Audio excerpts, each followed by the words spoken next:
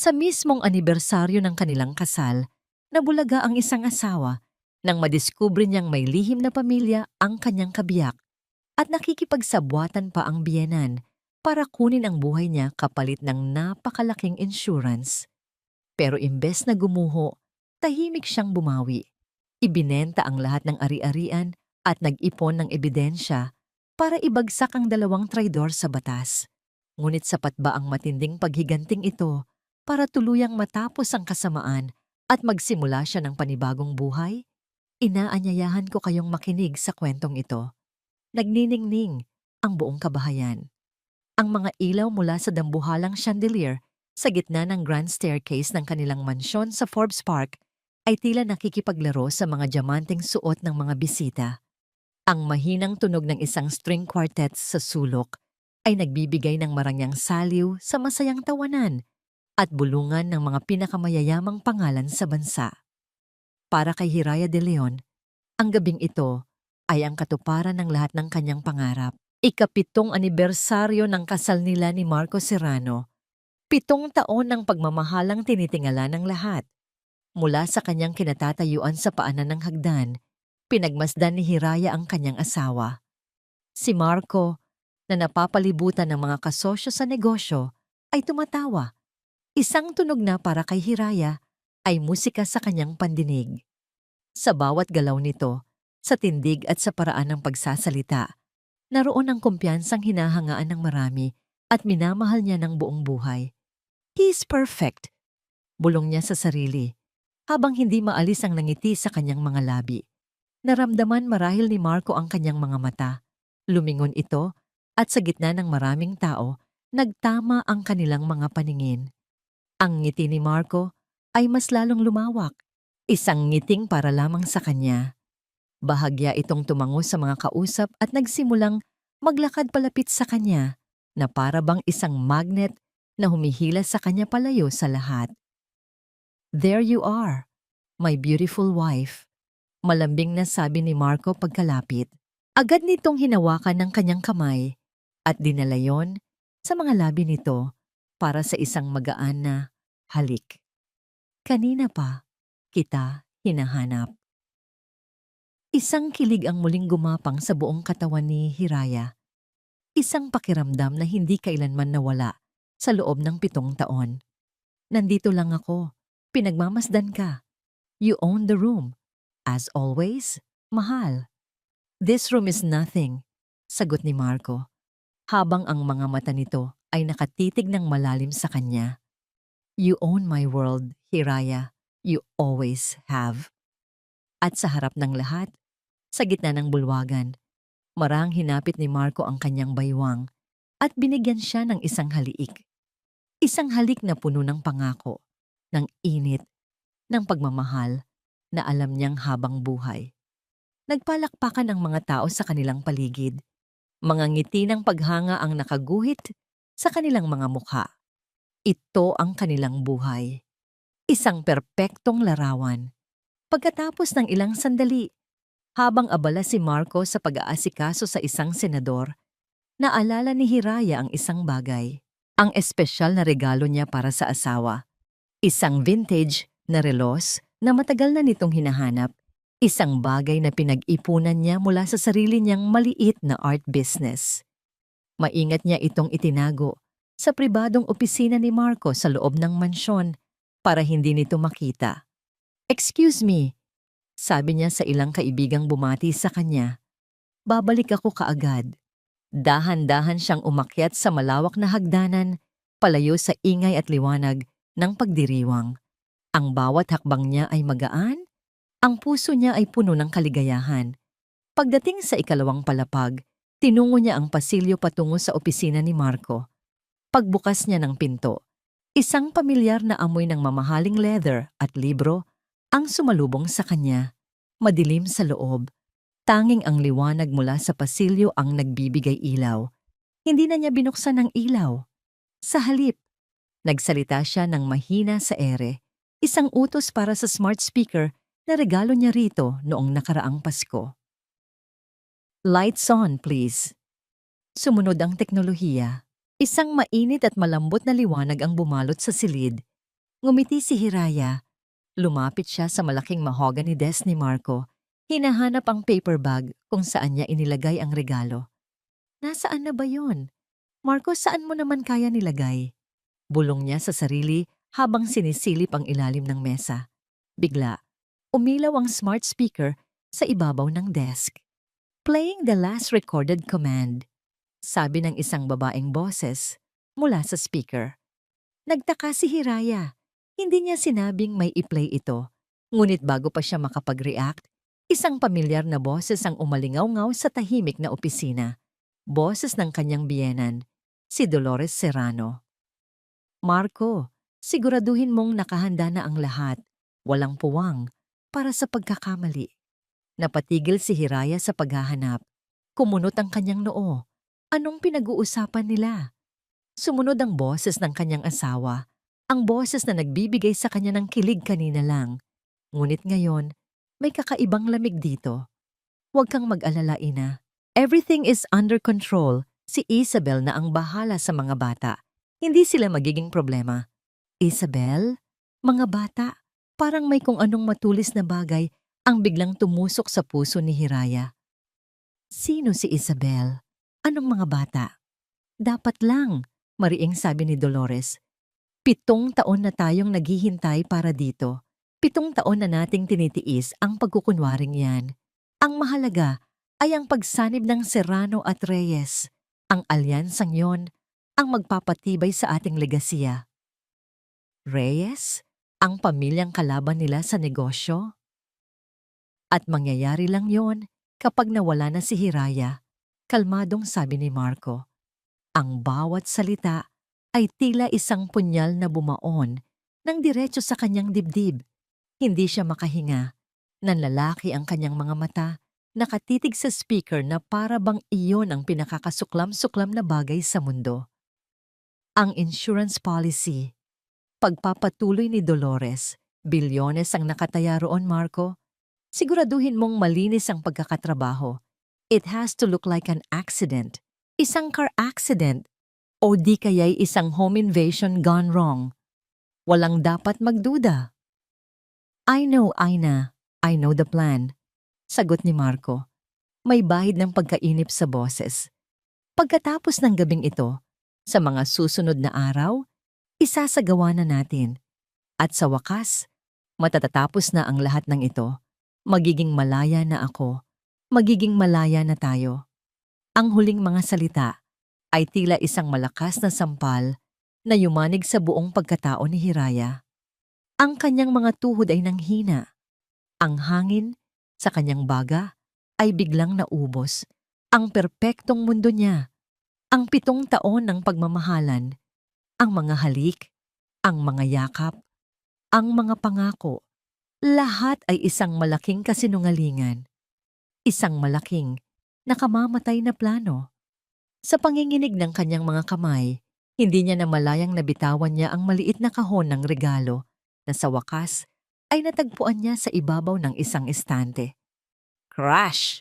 Ang tunog ng nabasag na salamin ng relo sa loob ng kahon ay umalingaw-ngaw sa katahimikan, kasabay ng pagbasag ng kanyang puso sa 1,000 piraso. Napatakip siya sa kanyang bibig, pinipigilan ng isang sigaw na nagpupumilit kumawala. Sa labas ng pinto, narinig niya ang pagtigil ng mahinang musika at pagkatapos, ang boses ng kanyang asawa, ang kanyang perdugo. Mahal, may problema ba dyan, Hiraya? Kasunod nito ang tunog ng mga yabag, papalapit. Papalapit sa pinto. Si Hiraya ay nanatiling nakatayo sa gitna ng silid, sa gitna ng mga basag na piraso ng kanyang buhay. Hindi makagalaw, hindi makahinga, nakulong sa dilim, habang ang halimaw na minahal niya ay ilang hakbang na lang ang layo. Ang tunog ng papalapit na mga yabag ni Marco ay parang mabibigat na pagpukpok ng maso sa dibdib ni Hiraya. Bawat hakbang ay nagpapabilis sa kabog ng kanyang puso, nagpapakalat ng yelo sa kanyang mga ugat. Ang pagpihit ng seradura ng pinto ay isang hudyat, isang tunog na dati nagdudulot ng pananabik, ngunit ngayoy tila anunsyo ng kanyang kamatayan. Kailangan niyang gumalaw, kailangan niyang mag-isip. Sa isang iglap, tila nagising ang isang bahagi ng kanyang utak na hindi pa niya kailanman nagagamit, ang bahaging para sa pagkaligtas. Mabilis niyang sinipa ang mga piraso ng nabasag na regalo sa ilalim ng mesa gamit ang kanyang paa. Kasabay ng pagbukas ng pinto, yumuko siya at kunwari may pinupulot. Ang liwanag mula sa pasilyo ay gumuhit sa sahig at kasama nito ang anino ng kanyang asawa. Hiraya? Pag-uulit ni Marco, ang boses ay may bahid na ng pag-aalala. Anong nangyari? Narinig ko, Marco, sabi ni Hiraya. Pinipilit na gawing normal ang kanyang boses kahit na ito'y nanginginig. Dahan-dahan siyang tumayo. Hawak ang isang walang lamang picture frame na kinuha niya mula sa isang gilid ng estante. Iniiwasan niyang magtama ang kanilang mga mata. Pasensya na. Nahulog ko lang itong frame. Akala ko kasi ay narito yung regalo ko para sa'yo. Lumapit si Marco at tiningnan ang hawak niya. Ang frame ng litrato natin sa Paris? Ayos ka lang ba?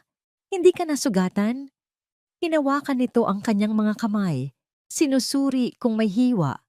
Ang init ng palad nito na dati nagbibigay sa kanya ng kapanatagan ay ngayoy parang haplos ng isang ahas. Umiling siya. Isang maliit at mabilis na pag-iling. Hindi, ayos lang ako. Nabigla lang. Hayaan mo na. Babalikan ko na lang bukas. Bumalik na tayo sa baba. Hinihintay na tayo ng mga bisita. Tinitigan siya ni Marco ng ilang sandali. Tila may hinahanap sa kanyang mukha. Ngunit sa huli, tumango ito at ngumiti. Ang pamilyar na ngiting kayang magpatunaw sa kanya dati, ngunit ngayon nagpapakulo ng kanyang dugo. Sige, mahal. Akala ko kung ano na. Halika na. Inakbayan siya nito at magkasabay silang lumabas ng opisina. Ang bawat pagdikit ng katawan nito sa kanya ay isang pagdurusa. Naglakad sila pabalik sa pagdiriwang, pabalik sa isang mundong alam na niyang isa lamang entablado ng kasinungalingan. Habang sila'y bumababa, ang masayang musika at tawanan ay parang ingay na mula sa ilalim ng tubig. Ang mga nagniningning na ilaw ay nakakasilaw. Ang mga ngiti ng mga bisita ay tila mga maskara sa isang malagim na palabas. Ang gabi ay dumaan na, parang isang bangungot. Pinilit ni Hiraya na ngumiti, tumawa, at makipag-usap. Ngunit ang isip niya ay nasa iisang lugar lamang, sa katotohanang ang lalaking nasa tabi niya na buong pagmamalaking ipinapakilala siya bilang aking mundo ay ang mismong taong nagpaplanong kunin ang mundong yon mula sa kanya. Pagkatapos ng ilang oras na parang katumbas ng habambuhay, nagpaalam na rin ang mga huling bisita. Ang mansyon ay muling binalot ng katahimikan. Isang katahimikang mas nakakabingi kaysa sa pinakamaingay na pagdiriwang. Sa kanilang silid-tulugan, habang nagbibihis si Marco, nakaupo lamang si Hiraya sa gilid ng kama, nakatitig sa kawalan. Ang saya ng gabing ito, hindi ba? Sabi ni Marco, habang isinasabit ang kanyang mamahaling suit. Lahat sila ay humahanga sa iyo, Hiraya. Sabi ko na nga ba, ikaw ang pinakamagandang bituin sa gabing ito. Hindi sumagot si Hiraya. Lumapit si Marco at umupo sa tabi niya. Pagod ka na, mahal. Pasensya na kung masyadong napahaba. Doon lamang siya lumingon. Pinilit na magpakita ng isang pagod na ngiti. Medyo masakit lang ang ulo ko. Gusto mo ba ng gamot? Hindi na. Kailangan ko lang magpahinga. Sagot niya.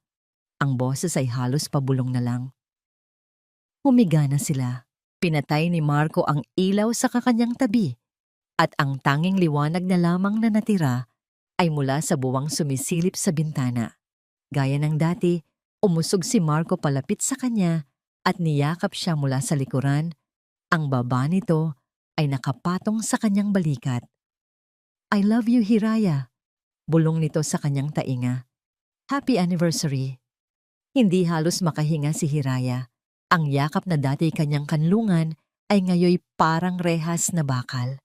Ang hininga nito sa kanyang batok ay hindi na mainit, kundi nakakapaso. Nanatili siyang hindi gumagalaw.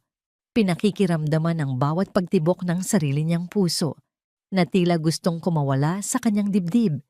Hindi nagtagal, narinig niya ang mabagal at malalim na paghinga ni Marco. Tulog na ito. Tulog na ang halimaw. Sa dilim, dumaloy ang mga luha mula sa mga mata ni Hiraya. Mga luhang tahimik ngunit mabigat. Hindi para sa sakit, kundi para sa katotohanang unti-unting lumilinaw sa kanyang isipan. Biglang pumasok sa kanyang alaala ang mga nakaraang taon na ngayon ay mayroon ng bagong, mas madilim na kahulugan. Naalala niya ang mga biglaang business trips ni Marco sa iba't ibang bansa. Mga biyaheng hindi niya siya maisama dahil delikado o puro trabaho lang. Naalala niya ang isang pagkakataon na may nakita siyang resibo ng isang laruang pambata sa bulsa ng pantalon nito at ang sabi lang nito ay regalo raw para sa anak ng kanyang kliyente. Naniwala siya. Naalala niya ang mga komento ng kanyang biyenang si Dolores. Ang mga papuring laging may kasamang patutsada. Napakaswerte mo kay Marco Hiraya. Galing ka man sa isang simpleng pamilya, tinanggap ka niya ng buong buo. Noon, iyon ay parang isang pagtanggap.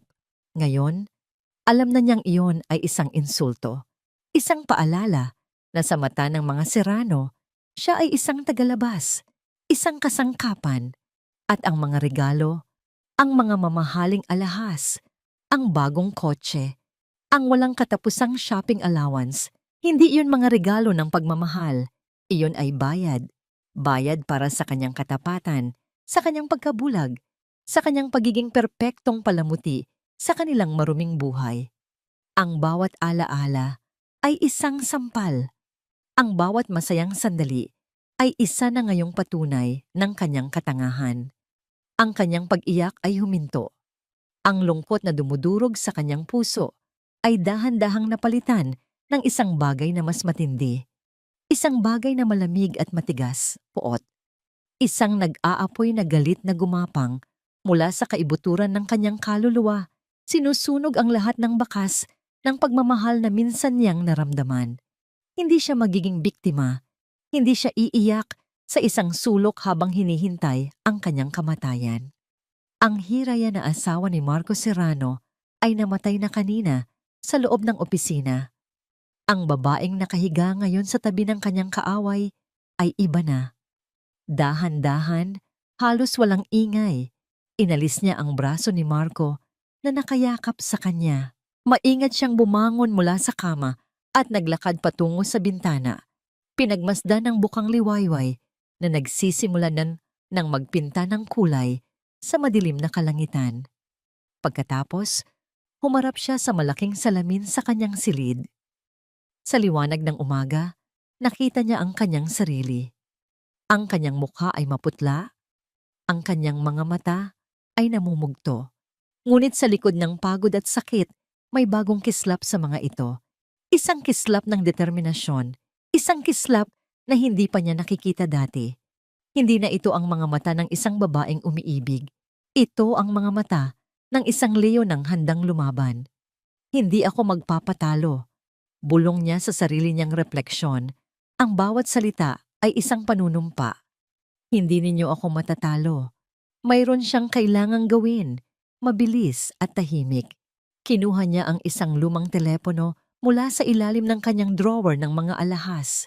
Isang burner phone na binili niya noon para sa isang emergency na hindi niya inakalang darating. Binuksan niya ito at hinanap ang isang contact na matagal na niyang nakasave. Isang pangalang narinig niya mula sa isang kaibigan na dumaan din sa isang mapait na hiwalayan. Isang abogadong kilala sa buong bansa, hindi sa pangalan, kundi sa reputasyon. Ang tagapagtanggol ng mga babaeng inabuso at pinagtaksilan. Nagtipa siya ng isang maikling mensahe. Ang kanyang mga daliri ay hindi na nanginginig. Kailangan ko ng tulong. Isang usaping buhay at kamatayan. Pinindot niya ang send. Habang pinagmamasdan niya ang salitang message sent sa screen, alam niyang sinimulan na niya ang isang digmaan. At sa digmaang ito, sisiguraduhin niyang Siya ang tatayong nagwagi. Kinabukasan, ang sikat ng araw ay tila isang insulto. Paano ito nagniningning ng buong ganda habang ang mundo ni Hiraya ay gumuho sa dilim? Ngunit hindi na siya ang babaeng iiyak na lamang. Ang araw na ito ay hindi simula ng kanyang pagluluksa, kundi simula ng kanyang pagbangon. 10:00 ng umaga. Sa isang maliit at halos walang taong coffee shop sa isang sulok ng Legazpi Village, malayo sa mga lugar na madalas nilang puntahan, nakaupo ang isang babaeng hindi makikilala bilang si Hiraya de Leon. Nakasuot siya ng simpleng blusa, maong na pantalon, isang itim na wig na may maiikling buhok at malalaking salamin sa mata. Sa kanyang harapan, isang tasa ng kapeng hindi pa niya nagagalaw. Isang babae na may edad na, bitbit ang isang leather briefcase, ang naupo sa tapat niya. Matikas ang tindig nito at ang mga mata ay matalas, tila kayang basahin ang kaluluwa ng sinumang kausap. Ito si Attorney Diana Ledesma. Mrs. Serrano, panimula ng abogada, ang boses ay kalmado ngunit may bigat. De Leon, Hiraya de Leon. Pagtatama ni Hiraya, ang boses ay bahagyang nanginginig sa umpisa, ngunit unti-unting tumitibay. Iyon ang pangalan ko bago ako ikasal, at iyon ang pangalang gusto kong bawiin.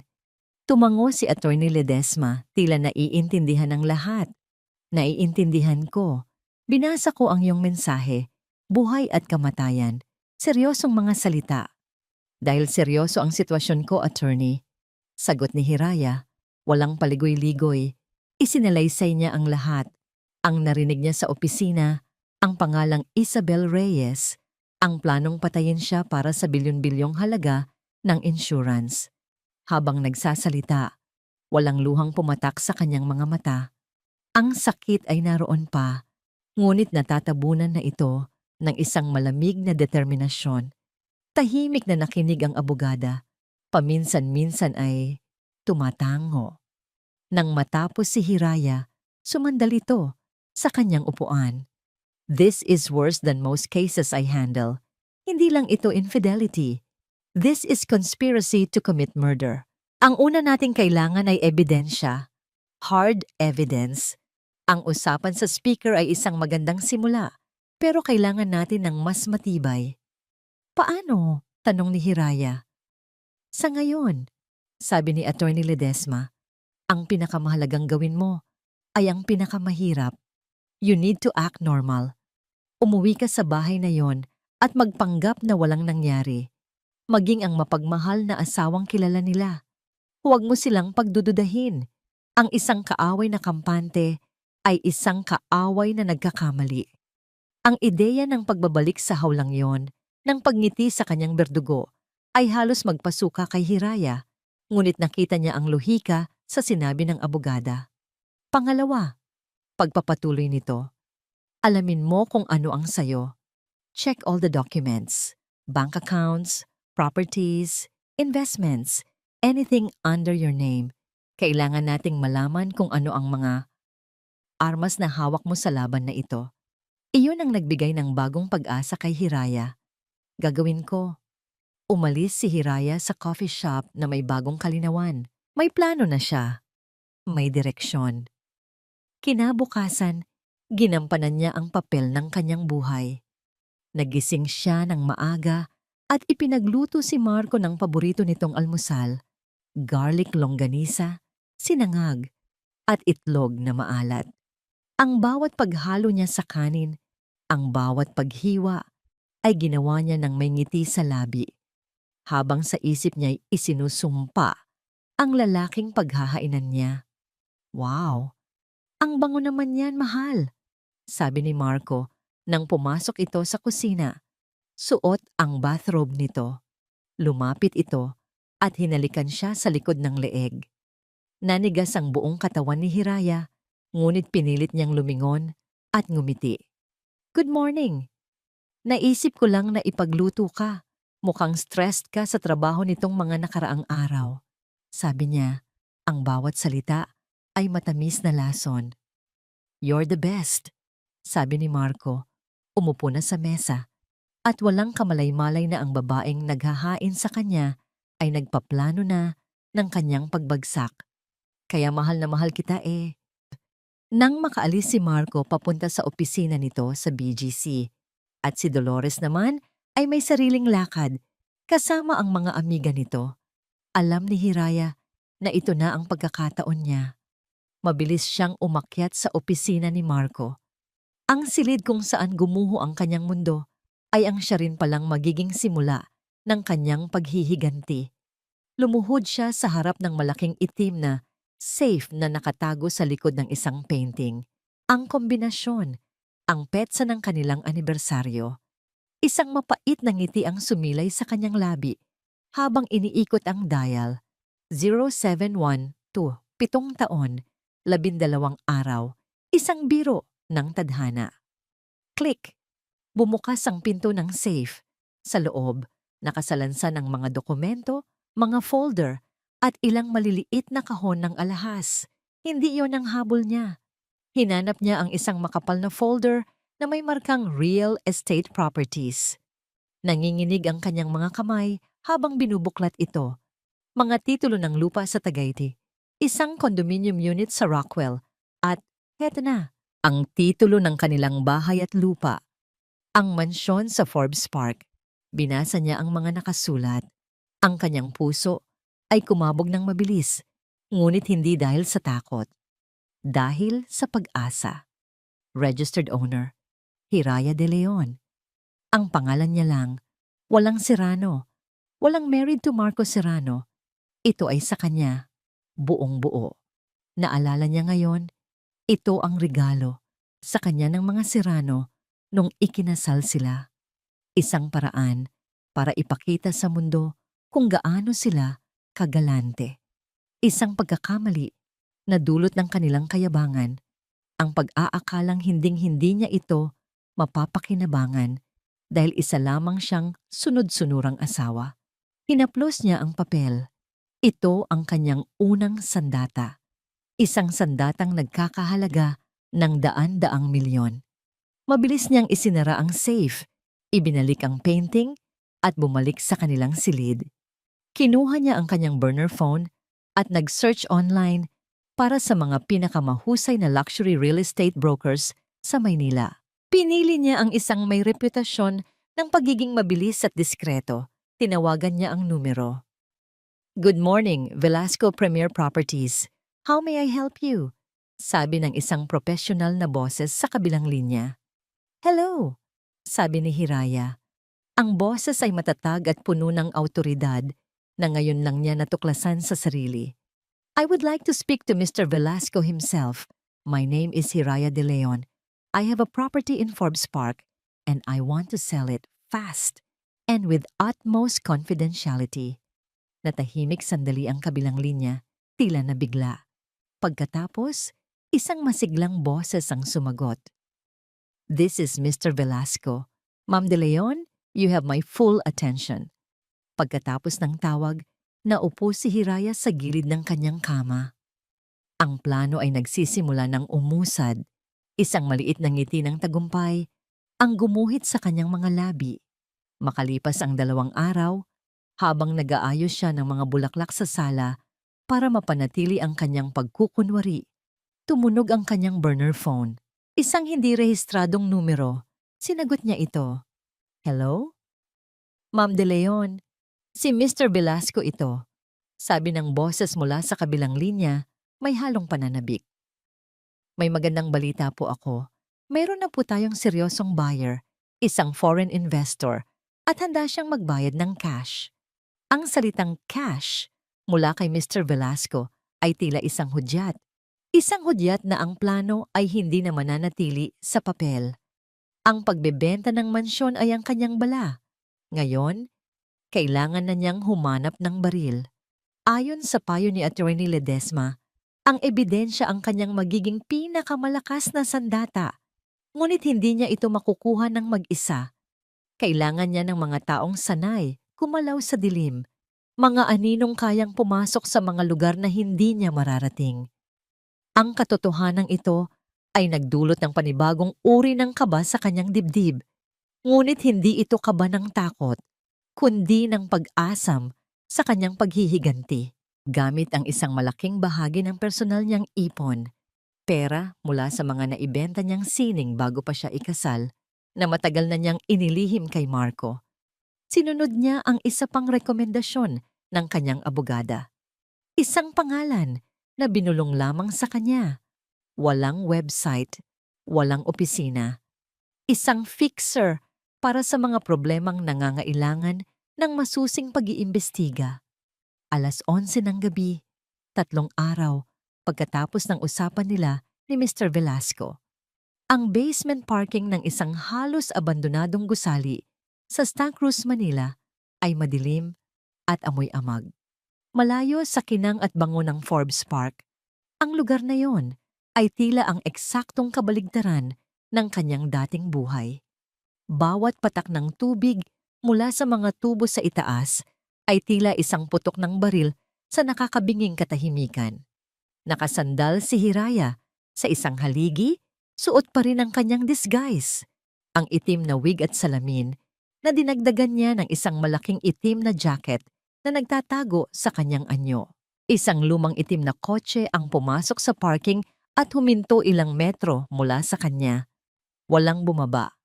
Pagkaraan ng 1 minuto, kumurap-kurap ang headlight nito ng 2 beses. Iyon ang hudyat. Lumapit si Hiraya sa bintana sa passenger side. Bumukas ito ng bahagya. Sa loob, isang lalaking nasa edad 40, may matalas na mga mata at mukhang hindi palang ngiti, ang nakatingin sa kanya. Ang hangin ay napuno ng tensyon. "Ikaw ba?"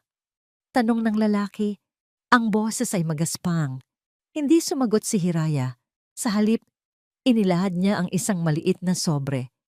Isang linggong surveillance, 2 target, Marco Serrano at Dolores Serrano, isang subject for deep background check. Isabel Reyes, alamin ang lahat. Kinuha ng lalaki ang sobre. Sa loob, naroon ang down payment, malulutong na tig-1,000 piso at isang maliit na USB drive. Nasa USB ang mga pangunahing impormasyon, mga litrato, schedule, kilalang mga lugar na pinupuntahan. Dagdag ni Hiraya, ang boses ay kalmado at kontrolado sa kabila ng kabang nararamdaman. "Gusto kong malaman ang bawat galaw nila, bawat taong kausap, bawat sentimong ginagastos, lalo na ang anumang koneksyon sa pangalang Isabel Reyes. At isa pa," huminto siya sandali, "gusto kong pasukin ninyo ang internal records ng Serrano Holdings. Maghanap kayo ng anumang financial anomaly na konektado kay Marco." Tinitigan siya ng lalaki, tila sinusuri kung gaano siya kaseryoso. Sa huli, tumango ito. "Mas malaking trabaho yan. Mas malaki ang bayad." "Nasa sobre ang karagdagang bayad para dyan," tugon ni Hiraya ng walang pag-aalinlangan. "Gawin ninyo ang trabaho ninyo. Paano ko makukuha ang mga report?" "Through an encrypted email address. Nasa loob din ng USB ang detalye," sabi ng lalaki. Nauna pa sa sasabihin sana ni Hiraya. "Walang tawag, walang text, email lang, para sa kaligtasan nating pareho." "Masususunod," sabi ni Hiraya. Bahagyang humanga sa profesionalismo nito, isinara ng lalaki ang bintana. Ang itim na kotse ay tahimik na umatras at nawala sa dilim. Iniwan si Hiraya sa katahimikan ng basement, kasama ang kabog ng kanyang dibdib at ang bigat ng kanyang desisyon. Ang mga sumunod na araw ay isang pagsubok sa kanyang pagtitimpi. Patuloy siya sa kanyang perpektong pagganap bilang asawa. Ngumingiti siya sa almusal, tinatanong si Marco tungkol sa trabaho nito, at matiyagang nakikinig sa mga kwento ni Dolores tungkol sa kanilang social circle. Ngunit sa bawat sandali, ang kanyang kamay ay palihim na kumakapa sa burner phone na nakatago sa kanyang bulsa, naghihintay ng notifikasyon. 4 na gabi, habang nagpapanggap na natutulog sa tabi ni Marco, nag-vibrate ang telepono sa ilalim ng kanyang unan. Dahan-dahan, pigil ang hininga. Bumangon si Hiraya. Tiningnan niya si Marco. Mahimbing ang tulog nito, ang bibig ay bahagyang nakabuka. Ang lalaking ito na kayang matulog nang mahimbing matapos magplano ng pagpatay sa sarili niyang asawa. Tumayo si Hiraya at nagtungo sa banyo. Nilak niya ang pinto at naupo sa ibabaw ng nakasarang inidoro. Binuksan niya ang burner phone. Ang subject, unang ulat. Ang laman, ilang naka-attach na files. Ang una niyang binuksan ay isang folder ng mga litrato. Ang kanyang puso ay tila tumigil sa pagtibok kahit inaasahan na niya ito. Naroon si Marco at isang babae, si Isabel, sa isang mamahaling restaurant. Magkahawak kamay, nagtatawanan. Sa isa pang litrato, may kasama silang isang batang lalaki na kamukhang kamukha ni Marco. Isang pamilya, isang masayang pamilya na binuo sa ibabaw ng kanyang pagdurusa. Pero hindi ang mga litrato ang nagpayanig sa kanya ng tuluyan. Ito ay ang dokumentong kasunod, ang background check kay Isabel. Binasa niya ang pangalan sa screen, Isabel Reyes. Napasinghap si Hiraya at napahawak sa lababo para suportahan ang kanyang sarili. Reyes, ang pamilyang nagmamay-ari ng Reyes Group, ang mortal na kalaban ng Serrano Holdings sa negosyo. Biglang nagdugtong-dugtong ang lahat ng narinig niya sa opisina noong gabing iyon. Ang tinutukoy ni Dolores na alyansa, ang pagsasanib ng puwersa. Hindi lang ito simpleng pambababae. Ito ay isang grandiyosong plano sa negosyo. Si Marco at Isabel ay hindi lang magkalaguyo. Sila ang susi sa pagsasanib ng dalawang pinakamalaking imperyo sa bansa. At si Hiraya? Siya ang image na kailangan noong mga panahong hindi pa pwedeng isapubliko ang relasyon ng dalawang magkalabang pamilya. Isa lamang siyang palamuti na ngayon ay kailangan ng itapon. Mabilis niyang isinara ang file at binuksan ng huli. Serrano Holdings Internal Audit Report. Dito, nakita niya ang baril na hinahanap niya. Detalyado sa report ang isang serye ng mga transaksyon patungo sa isang kumpanyang tinatawag na MS Ventures, isang ghost company. Walang opisina, walang empleyado. Pero buwan-buwan milyon-milyong piso mula sa kaban ng Serrano Holdings ang inililipat dito. At ang signatory sa bank account? Walang iba kundi si Marco. Ninanakawan ni Marco ang sarili niyang kumpanya at ang kanyang ina para pondohan ang marangyang buhay nila ni Isabel. Huli ka! Bulong ni Hiraya, ang kanyang takot ay tuluyan ng napalitan ng isang malamig na kasiyahan. Hawak na niya ang leeg ni Marco. Aakmang papatay na niya ang telepono at babalik sa kwarto nang bigla itong umilaw at mag-vibrate ng malakas. Muntik na niya itong mabitawan sa gulat. Isang tawag mula sa investigator. Kumabog ng mabilis ang dibdib ni Hiraya. Ang usapan ay email lang. Mahigpit ang bilin na walang tatawag dahil delikado. Bakit nilabag ng fixer ang sarili nitong patakaran? Sinagot niya ito. Ang boses ay halos hangin lang sa hina. Bakit ka tumatawag? Usapan natin. Ma'am, makinig kayo. Putol ng lalaki sa kabilang linya. Ang boses nito ay seryoso. May halong pagmamadali na hindi niya narinig noong nagkita sila sa basement. Kailangan ninyong malaman ito agad. Hindi ito pwedeng sa email dahil baka ma-intercept. Anong ibig mong sabihin? Tungkol saan? May nahukay pa kami. Tungkol sa insurance policy na binanggit ninyo. Humigpit ang hawak ni Hiraya sa telepono. Anong meron sa policy? Natahimik sandali ang linya bago sumagot ang lalaki. Ang bawat salita ay nagdulot ng kilabot sa kanyang buong pagkatao. Ma'am, hindi po ito bagong policy na kinuha lang kamakailan para sa plano nila. Nakita namin ang orihinal na draft. Ang petsa ng pag-aproba ay 7 taon na ang nakakaraan. Eksaktong 1 buwan pagkatapos ng kasal ninyo. Nanlaki ang mga mata ni Hiraya. Ang mundo ay tila umikot. At ma'am, dagdag ng investigator, Naka-highlight po dito ang isang clause, double indemnity, kapag ang pagkamatay ay sanhi ng aksidente sa loob ng tahanan. Matagal na po kayong minaarkahan. Simula pa lang, ito na ang plano. Ang banyo ay tila isang malamig na kabaong. Ang mga salita ng imbestigador ay umalingaw-ngaw sa isip ni Hiraya paulit-ulit na parang isang sirang plaka ng kamatayan. Simula pa lang, ito na ang plano. 7 taon. Hindi lang pala kasinungalingan ang kanyang kasal. Ito ay isang hatol, isang mahabang paghihintay para sa kanyang kamatayan. Ang bawat anibersaryo, bawat I love you, bawat halik, lahat ay mga hakbang papalapit sa kanyang libingan. Ang apoy ng galit na naramdaman niya noong mga nakaraang araw ay biglang namatay.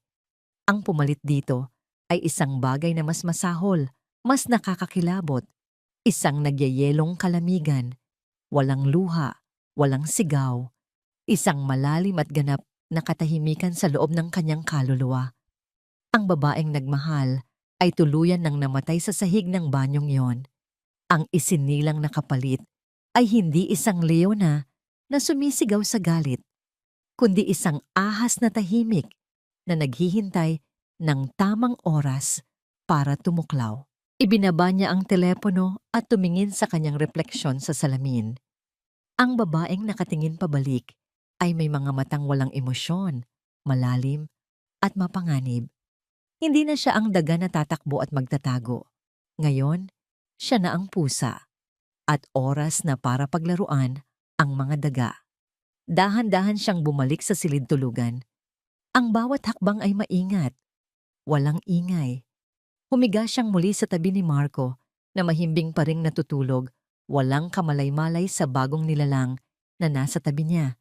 Pinagmasdan niya ito sa dilim. Hindi na niya ito tinitingnan bilang isang taksil na asawa. Tinitingnan niya ito bilang isang target. Kinabukasan, sinimulan ni Hiraya ang laro. Ang unang hakbang, magtanim ng pagdududa. Pumunta siya sa isang department store at bumili ng isang pares ng murang silver cufflinks. Isang disenyong simple ngunit kakaiba. Isang bagay na hinding-hindi isusuot ng isang Marco Serrano na puro ginto at mamahaling brand ang gamit. Hapon na yon, habang nagkakape sila ni Marco sa veranda, sinimulan niya ang kanyang pag-atake. Mahal, ipapalinis ko pala bukas yung sasakyan mo. Medyo magulo na sa loob. Sabi niya sa isang malambing na tono. Sige mahal, salamat. Sagot ni Marco habang nagbabasa ng dyaryo, hindi man lang nag-angat ng tingin. Kinabukasan, bago pa man dumating ang maglilinis ng kotse, personal na pumasok si Hiraya sa garahe. Binuksan niya ang pinto ng sasakyan at maingat na inilaglag ang isang piraso ng cufflink sa pagitan ng upuan ng driver at ng center console, isang lugar na madaling makita kung hahanapin, ngunit hindi agad mapapansin. Gabi na nang isagawa niya ang pangalawang bahagi ng plano. Habang naghahapunan, pinigil niya ang kanyang pagnguya at tumingin kay Marco. Ay mahal, muntik ko nang makalimutan. Kinuha niya ang isang panyo mula sa kanyang bulsa at mula rito ay inilabas ang kumikinang na cufflink. Nakita ito nang naglinis ng kotse kanina. Nalaglag daw sa ilalim ng upuan mo. Sa'yo ba ito? Kakaiba ang disenyo, hindi ko pa yata nakita sa'yo. Napatigil si Marco sa pagkain. Kinuha niya ang cufflink at tiningnang mabuti. Kumunot ang kanyang noo. Hindi ito sa akin. Ah, ganun ba? Sabi ni Hiraya. Ang boses ay puno ng pinagpraktisang inosente. Baka naman sa isa sa mga kasosyo mo sa negosyo, baka may isinakay ka at nalaglag lang. Isang guli mo na lang. Ngumiti siya at nagpatuloy sa pagkain na para bang wala itong anumang kahulugan. Ngunit nakita niya ang mabilis na pagbabago sa mga mata ni Marco, ang pagkalito, ang bahagyang inis, at ang unang butil ng pagdududa. Alam nitong hindi sa kanya iyon, pero hindi niya maipaliwanag kung paano yon napunta roon. Ang pangalawang hakbang, gisingin ang mga multo. Makalipas ang 2 araw, nagkaroon sila ng pamilyar na hapunan kasama si Dolores. Ang tensyon sa pagitan ng mag-ina ay kapansin-pansin mula pa noong malaman ni Hiraya ang katotohanan. Ngayon, gagamitin niya yon laban sa kanila. Habang nagsasalin si Hiraya ng alak sa baso ni Dolores, sinabi niya sa isang kaswal na tono, "Napanood ko nga pala sa balita kanina, Ina. Tila palakas ng palakas ang Reyes Group. Mukhang kailangan na talagang mag-ingat ng Serrano Holdings, hindi ba?" Ang tinidor na hawak ni Dolores ay biglang nahulog sa kanyang plato. Lumikha ng isang malakas na kalansing sa tahimik na dining room.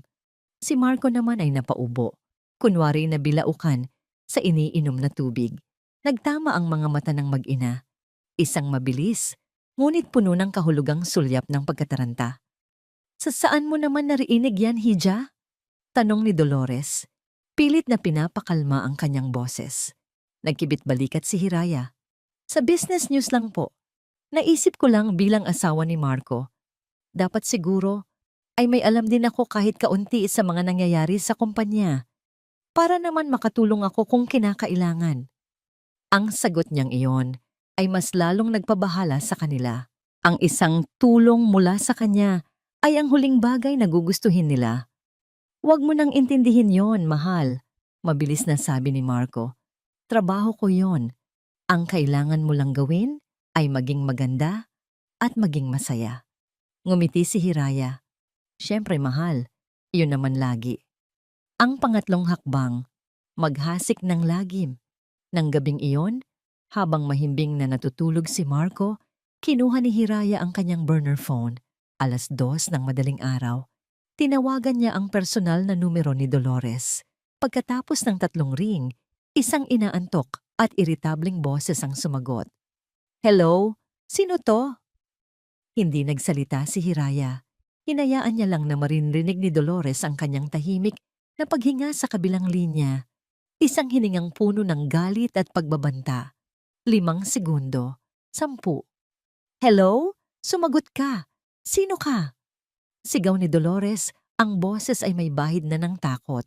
Bago pa man makasigaw muli ang matanda, pinatay na ni Hiraya ang tawag.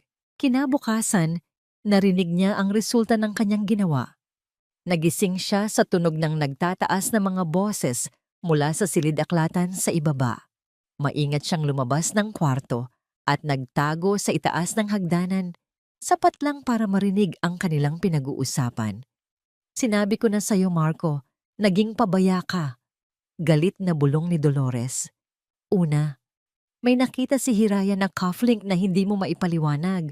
Tapos, bigla na lang niyang babanggitin ang pangalan ng mga Reyes.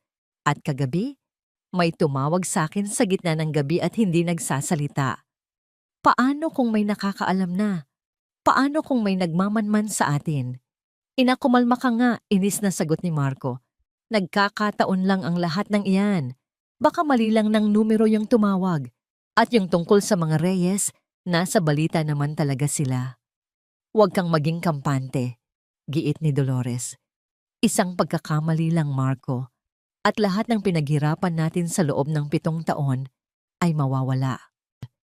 Mula sa kanyang pinagtataguan, isang malamig na ngiti ang sumilay sa mga labi ni Hiraya. Ang kanyang plano ay gumagana ng perpekto. Ang mga daga ay nagkakagulo na sa loob ng kanilang hawla. Nagkakagatan na sila sa isa't isa. Habang abala sila sa pag-aaway, tumunog ang burner phone ni Hiraya. Isang mensahe mula sa kanyang abogado. Mabilis niya itong binuksan. "Hiraya, kailangan nating mag-usap agad. May hawak na ang investigator." Kasunod noon, isang tawag mula kay Atty. Ledesma. Sinagot niya ito ng pabulong. "Hiraya, nasa mga kamay na natin," sabi ng abogada. Sa kabilang linya, ang boses ay puno ng tagumpay. Nakuha ng investigator ang certified true copy ng insurance policy, ang orihinal na dokumento. Malinaw na malinaw ang pirma ni Marco at ang petsa. 1 buwan pagkatapos ng kasal ninyo. Hindi na nila ito maitatanggi. May hawak na tayong pamatay. Ang mga salita ni Atty. Ledesma ay parang kidlat na tumama sa kanya habang siya'y nakatago sa itaas ng hagdanan. Certified true copy. Pamatay. Hindi na niya pinakinggan pa ang pagtatapos ng pag-aaway ng mag-inang Serrano sa ibaba. Ang tanging nasa isip niya ay kailangan niyang makita ang dokumentong yon. Kailangan niyang hawakan ang patunay ng kanyang sentensya. Gumawa siya ng dahilan para makaalis. Isang art exhibit na kailangan niyang puntahan. Isang kasinungalingang lumabas sa kanyang bibig ng walang kahirap-hirap. Habang nagmamaneho palayo sa Forbes Park, hindi ang art gallery ang kanyang tinungo, kundi isang lugar na nagsisilbi na niyang lihim na kuta. Isang maliit at murang hotel sa isang abalang kalsada sa Maynila. Isang lugar na walang makakapagsabi na isang Hiraya de Leon ang naglalagi. Maliit ang kwarto, amoy luma ang aircon, at ang tanging tanawin sa bintana ay ang pader ng katabing gusali. Ito ang perpektong lugar para sa digmaan. Walang anumang alaala, walang anumang bakas ng kanyang dating masayang buhay. Dito, siya ay hindi asawa ni Marco. Siya ay isang general na nagpaplano ng kanyang opensiba. Makalipas ang isang oras, may kumatok sa pinto. Hindi siya sumagot. Kumatok muli, 3 beses, isang mahina at isang malakas na katok. Ang hudyat na napag-usapan nila ni Attorney Ledesma. Pagbukas niya ng pinto, isang motorcycle messenger na naka-helmet ang nag-abot sa kanya ng isang malaking brown envelope na may selyo, walang salitang namutawi. Kinuha niya ang sobre, isinara ang pinto, at nilock ito ng 2 beses. Dinala niya ang sobre sa maliit na lamesa sa sulok. Huminga siya ng malalim. Ang sobre ay tila mas mabigat kaysa sa aktwal nitong timbang. Ito ang naglalaman ng katotohanan. Ang katotohanang alam na niya, ngunit kailangan pa ring makita ng kanyang mga mata. Nanginginig ang kanyang mga kamay habang maingat na pinupunit ang selyo. Sa loob, isang folder, at sa loob ng folder, ilang piraso ng makakapal na papel na may mga selyo at pirma. Ang certified true copy ng kontrata ng kanyang buhay. Ang kanyang mga mata ay mabilis na tumakbo sa mga nakasulat. Insured, Hiraya de Leon beneficiary, Marco Serrano, face amount, 2 billion pesos, pip, tuwid pamaman mo, umnanad sa manda ko eh. Nilagpasan niya ang mga technical na detalye, ang mga fine print. Hinanap ng kanyang mga mata ang isang partikular na kahon, isang maliit na espasyo sa ilalim ng dokumento na magdidikta ng kanyang buong nakaraan at ng kanyang buong hinaharap. Petsa ng pagpirma. Agosto 2, 2018, napahawak si Hiraya sa kanyang dibdib. Agosto 12, ang kasal nila ay Hulyo 12, 1 buwan. Eksaktong 1 buwan pagkatapos nilang magsumpaan sa harap ng Diyos at ng daan-daang tao. 1 buwan. Ang kanyang paningin ay nanlabo. Biglang bumalik sa kanya ang isang alaala na pilit na niyang ibinabaon sa limot. Ang kanilang honeymoon sa Santorini, Greece. Naalala niya ang init ng araw sa kanyang balat, ang samyo ng dagat, at ang walang katapusang asul ng kalangitan. Naalala niya ang halakhak ni Marco habang buhat-buhat siya nito sa dalampasigan. Habang buhay kitang aalagaan, Hiraya. Bulong nito sa kanya isang gabi habang pinapanood nila ang paglubog ng araw. Ikaw at ako laban sa buong mundo. Ang alaala na yon, na minsan ay kanyang kayamanan, ay bigla na lang naging isang bangungot. Habang nakaupo siya sa maliit na hotel na yon, ang alaala ay muling umikot sa kanyang isipan. Ngunit ngayon ay may kasama na itong bagong tunog. Ang tunog ng pagpirma ni Marco sa isang kontrata. Habang hinahalikan siya nito sa ilalim ng buwan ng Greece, ang isip pala nito ay nasa bilyon-bilyong piso na makukuha nito sa kanyang pagkamatay. Ang mga kamay na humahaplos sa kanya ay ang parehong mga kamay na pumirma sa kanyang death warrant. Ang pangako niya ay isang lason. Ang pag-ibig niya ay isang patibong. Ang kanyang kasal ay hindi isang simula, kundi isang countdown.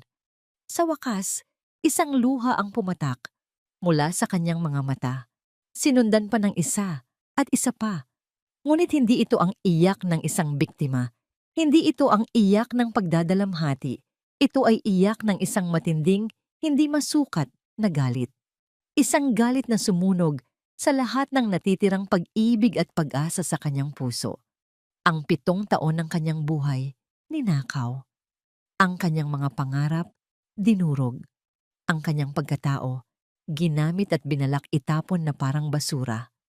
Doon, sa gitna ng katahimikan ng murang kwartong yon, natuyo ang kanyang mga luha. Ang pumalit sa nag-aapoy na galit ay isang bagay na mas mapanganib. Isang nagyelong kapayapaan. Isang malinaw at ganap na pagkaunawa sa kailangan niyang gawin. Hindi na ito tungkol sa hustisya. Hindi na ito tungkol sa pagkuha ng kung ano ang nararapat sa kanya. Ito ay tungkol sa pagwasak. Ang pagwasak sa imperyong binuo nila mula sa kanyang mga buto. Ang pagwasak sa bawat haligi ng kanilang kapangyarihan. Ang pagwasak sa pangalang Serrano hanggang sa wala nang matira, kundi abo. Ang kanyang puso ay naging bato. Ang kanyang kaluluwa ay naging bakal. Pinunasan niya ang kanyang mukha. Kinuha niya ang burner phone mula sa kanyang bag. Walang pag-aalinlangan. Walang panginginig. Ang kanyang mga daliri ay mabilis na nagdial sa numerong matagal na niyang iniingatan. Ang numero ni Mr. Velasco, ang real estate broker. Sumagot ito sa unang ring. Ma'am De Leon, napatawag po kayo. Tumingin si Hiraya sa bintana, sa pader na ladrilyo sa labas. Hindi niya ito nakikita. Ang nakikita niya ay ang nagliliyab na guho ng mansyon sa Forbes Park. Ang kanyang boses, nang siya ay magsalita, ay walang emosyon, malamig. Pinal. I-close ang deal, ngayon din. Ang desisyon ay pinal. Ang utos ay naibigay na. Kinabukasan, sa isang opisina ng batas sa Bonifacio Global City na may mga salaming pader at tanawin ng buong syudad, umupo si Hiraya. Ang silid ay malamig, modern, at walang anumang personal na bakas. Ang eksaktong kabaligtaran ng mansyon na malapit na niyang isuko. Suot pa rin niya ang kanyang uniforme para sa digmaan. Isang simpleng damit, ang itim na wig, at ang malaking salamin. Hindi siya si Hiraya Serrano, ang asawa. Siya si Hiraya De Leon, ang nag-iisang may-ari ng isang napakalaking ari-arian. Sa tapat niya ay ang abogadong kumakatawan sa dayuhang mamimili. Isang lalaking puro numero at kontrata ang nasa isip. Walang ideya sa dugong dumadanak sa likod ng transaksyong ito. Mabilis ang mga pangyayari. Inilatag ang mga dokumento. Ang deed of absolute sale. Ang iba't ibang mga papeles para sa paglilipat ng titulo. Walang pag-aalinlangan. Walang panginginig. Kinuha ni Hiraya ang mamahaling pluma na iniabot sa kanya. Ang kanyang kamay ay matatag. Ang bawat letra ng kanyang pirma, H-E-R-A-Y-A-D-E-L-E-O-N, ay isinulat niya ng may diin at katiyakan. Hindi ito isang simpleng pirma. Ito ay isang deklarasyon ng kalayaan. Bawat kurba ng kanyang sulat ay isang pagputol sa kadenang gumapos sa kanya sa loob ng 7 taon. Congratulations, Ma'am De Leon, sabi ng abogado, nakipagkamay sa kanya.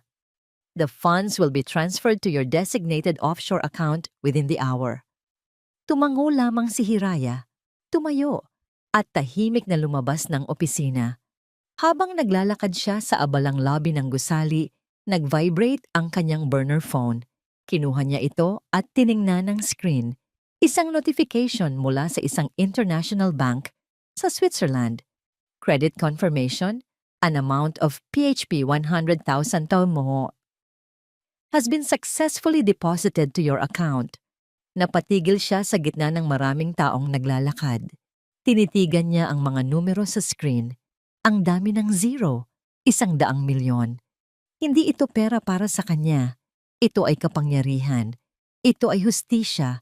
Ito ang pondong gagamitin niya para wasakin ang mga taong kumuha ng lahat sa kanya. Isang malamig na ngiti ang sumilay sa kanyang mga labi. Ang unang bahagi ng plano ay tapos na. Pag-uwi niya sa mansyon, ang mansyon na hindi na niya pag-aari, isang kakaibang kapayapaan ang bumalot sa kanya. Hindi na ito ang kanyang hawla, isa na lamang itong entablado para sa huling yugto ng kanyang palabas. Sinimulan niya ang pangalawang bahagi ng kanyang plano, ang pagbura sa kanyang sarili mula sa lugar na iyon. Kumuha siya ng ilang malalaking karton na kahon at nagsimulang mag-empake. Ngunit hindi ang mga mamahaling damit, sapatos o alahas na bigay ni Marco ang kanyang inilagay sa loob. Ang mga yon ay bahagi ng kasinungalingan. Iiwanan niya ang mga yon para masunog kasama ng bahay. Ang kanyang pinulot ay ang mga bagay na tunay na sa kanya. Ang mga lumang photo album ng kanyang pamilya bago pa man dumating si Marco sa buhay niya. Isang maliit na kwintas na bigay ng kanyang yumaong ina. Ang mga sketchpad na puno ng kanyang mga guhit noong dalaga pa siya. Ang mga piraso ng tunay na hiraya na matagal na niyang itinago. Pumasok sa silid ang kanilang matagal ng kasambahay, si Yaya LV, ang babaeng nag-alaga sa kanya mula pa noong unang araw niya sa mansyon. Ma'am Hiraya, ano po yung ginagawa ninyo? Nag-aalalang tanong nito habang tinitingnan ang mga kahon. Lumingon si Hiraya at ngumiti. Isang nangiting hindi umabot sa kanyang mga mata. Ah, Yaya, nagliligpit lang ako ng mga lumang gamit. Magdodonate ako sa isang charity. Masyado ng maraming kalat dito sa bahay. Charity po? Pagtataka ng matanda. Pero ma'am, yan po yung mga litrato ng mga magulang ninyo. At yung kwintas na bigay ng mommy nyo, hindi nyo po yan hinihiwalay sa katawan nyo dati. Panahon na para mag-let go ng mga bagay, Yaya. Kalmadong sabi ni Hiraya. Mas marami pang mangangailangan yan kaysa sa akin. Dinala niya ang isang kahon palabas ng silid. Gabi na nang dumating si Marco. Mukha itong pagod at iritado. Ang mga maliliit na lason na itinanim ni Hiraya ay nagsisimula ng kumalat sa isipan nito. Hiraya, bungad nito pagpasok sa sala. Buong araw akong wala sa mood, parang may mali sa opisina. At si Ina, kanina pa tumatawag, kung ano-anong pinagsasasabi tungkol sa seguridad. Nakakabaliw. Lumapit si Hiraya at kumuha ng isang baso ng tubig para rito. Relax ka lang, mahal. Baka napapagod ka lang. Upo ka muna. Umupo si Marco sa mamahaling sofa, ipinikit ang mga mata at bumuntong hininga. Salamat na lang talaga. At pag-uwi ko, nandito ka. Nandito ang paraiso ko, ang tahanan natin. Pinagmasdan ni Hiraya ang asawa, ang lalaking nagrereklamo tungkol sa kanyang araw sa loob ng isang bahay na hindi na nito pag-aari. Ang lalaking naghahanap ng kapayapaan sa isang lugar na malapit nang maging sentro ng isang malaking digmaan. Isang bahagi sa kanya ang gustong tumawa ng malakas, ngunit pinigil niya ito. Siyempre, mahal, dito lang ako palagi para sa'yo, sabi niya. Ang bawat salita ay isang patalim. Kinagabihan, habang inaayos ni Hiraya ang huling kahon sa kanyang sasakyan sa garahe, palihim siyang sinundan ni Yaya LV. Ang matanda ay hindi mapakali. Ma'am, mahinang tawag nito. Lumingon si Hiraya. Bakit, Yaya? Ma'am, pasensya na po kayo sa panghihimasok ko, sabi ng matanda. Ang mga mata ay puno ng pag-aalala. Pero nitong mga nakaraang araw, napapansin ko po, iba na po kayo. Napatigil si Hiraya. Anong ibig mong sabihin? Hindi ko po alam kung paano sasabihin. Nanginginig ang boses ni Yaya LV.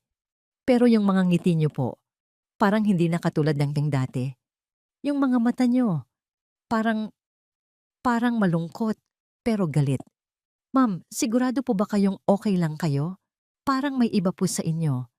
Tinitigan ni Hiraya ang matandang kasambahay, ang nag-iisang tao sa bahay na yon na nakakakita, hindi ng maskara, kundi ng mga bitak sa likod nito. Sa isang saglit, gusto niyang sabihin ang lahat, ngunit alam niyang hindi maaari. Sa halip, ngumiti siya, isang nangiting malamig at nakakakilabot. Ayos na ayos lang ako, Yaya. Sagot niya, mas naging okay pa nga ako kaysa dati. Ang mga salita ni Yaya LV ay nag-iwan ng marka. Hindi na lang basta hinala ang namumuo sa isipan ni na Marco at Dolores. Ito ay isa ng ganap na pagdududa. Ang Hiraya na kilala nila, ang mahinhin, ang sunod-sunuran, ang bulag sa pag-ibig, ay unti-unti nang naglalaho. Ang pumapalit dito ay isang estrangherang may malamig na mga mata at mga ngiting hindi abot sa puso. Kailangan nilang malaman kung ano ang nagbago.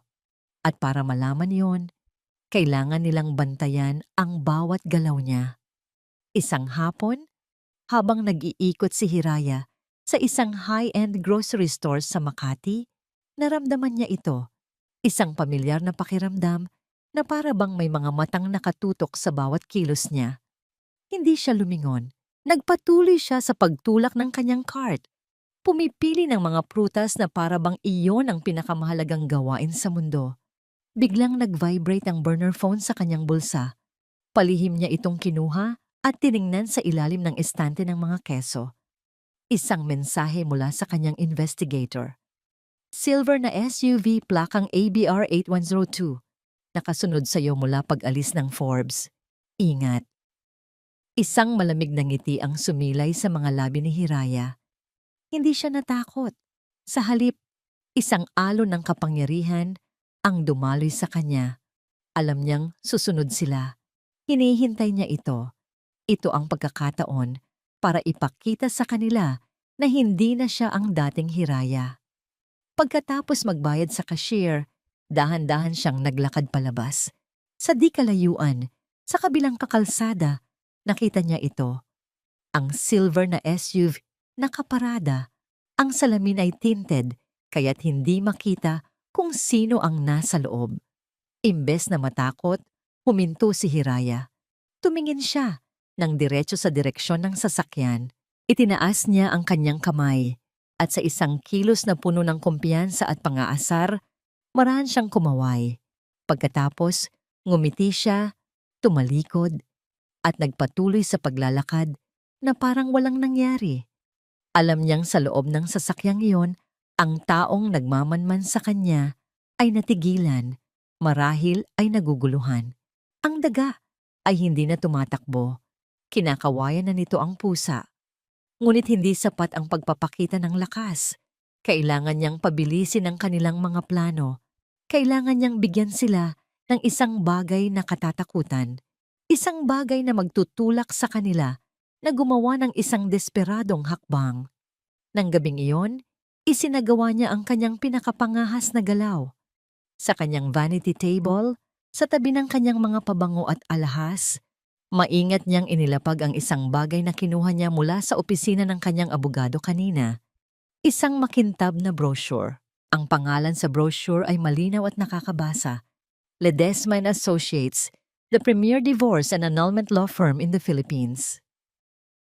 Iniwan niya itong nakabukas, na para bang hindi sinasadyang naiwan pagkatapos basahin. Hindi na niya kinailangang maghintay ng matagal. Nang gabing iyon, habang nagpapanggap siyang naliligo, alam niyang papasok si Marco sa kanilang silid. At gaya ng inaasahan, paglabas niya ng banyo, nakita niya si Marco na nakatayo sa harap ng vanity table. Hawak ang brochure. Ang mukha ay isang maskara ng galit at hindi makapaniwala. "Ano to, Hiraya?" tanong nito. Ang boses ay kalmado, ngunit may nakatagong bagsik. Tumingin si Hiraya sa brochure. Pagkatapos ay kay Marco. Ang kanyang mukha ay puno ng pagkukunwaring gulat at sakit. "Marco, paano mo, bakit mo pinakikialaman ang mga gamit ko?" "Huwag mong ibahin ang usapan," sigaw nito. "Bakit mayroon ka nito? Plinaplano mo ba akong iwan? Plinaplano mo bang sirain ang pamilyang ito?" Ikaw ang may ganang magsalita ng tungkol sa pagsira ng pamilya?" Halos pasigaw na sagot ni Hiraya. Hinayaan ang lahat ng pinigilan niyang emosyon na lumabas bilang mga luhang puno ng galit. "Marco, hindi na ako tanga. Akala mo ba hindi ko nararamdaman? Ang panlalamig mo, ang mga lihim mo. May iba kang babae, hindi ba? Natigilan si Marco. Ang pag-atake ni Hiraya ay hindi niya inaasahan. Walang katotohanan yan. Kung ganon, ano ang dapat kong isipin? Umiiyak na, sabi ni Hiraya. Baka nga kailangan ko na ng abogado para protektahan ang sarili ko, para makuha ang nararapat para sa akin. Ang mga salitang iyon, makuha ang nararapat para sa akin, ang tumatak sa isipan ni Marco. Ang kalahati ng yaman ng mga Serrano. Bago pa man makasagot si Marco, isang katok sa pinto ang pumutol sa kanilang pagtatalo. Si Dolores, naririnig ko kayong nagsisigawan hanggang sa baba. Anong nangyayari dito? Tanong ng matanda pagpasok. Nakita nito ang brochure sa kamay ni Marco at ang umiiyak na si Hiraya. Ang mukha nito ay biglang naging kasing tigas ng bato. Iwan mo muna kami, Marco. Utos nito sa anak.